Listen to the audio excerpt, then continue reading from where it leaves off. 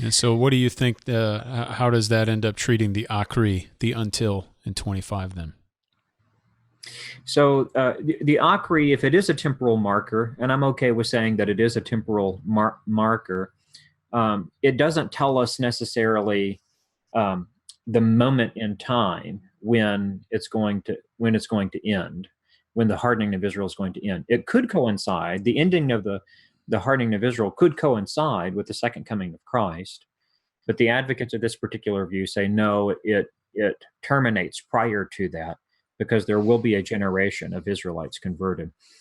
Now, if I can comment just on time markers more broadly in the chapter, one question I would have here is, are there any other time markers in the chapter that might tell us when the fullness of Israel is going to be brought in, besides the until? Is there anything else in the chapter? And I think there is. If we can look down at verses 30 to 31 again, Paul says in verse 30, he uses three different time markers here. In verse 30, Paul says, "For just as you were at one time," talking here specifically to the Gentiles, "just as you Gentiles were at one time disobedient to God, but now," there's the time marker, "have received mercy because of their disobedience of the unbelieving Jews."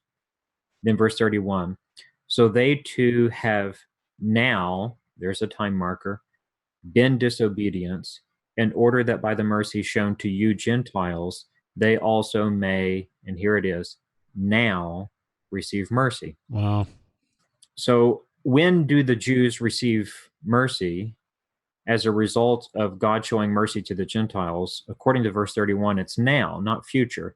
Now, no pun intended, we have to raise the question, or not raise the question, but raise the point that there's a textual variant here. Some manuscripts do not contain the noon. The New Testament guys they're getting all interested now. No, They're listening. Yes, they're listening. So, and not to get into the weeds on textual criticism and manuscript evidence, but it seems to be the case that the best manuscripts contain the noon. So it's got better, in my opinion, it's got better textual support than the one that doesn't contain it, or those that. And all that is, for those who haven't studied this sort of thing, it's conceivable that a scribe later on inserted an extra now. Mm-hmm. Just maybe not intentionally, but it just came out. Mm-hmm. But you're advocating that you believe that's original, because that is the correct. Best, oldest. Then there's a lot to take into account regarding what should be included in a text. But it seems that the best support is to include that extra now in the verse 32. No, verse 31. Right. And I don't think we want to put all of our eggs in one basket. No.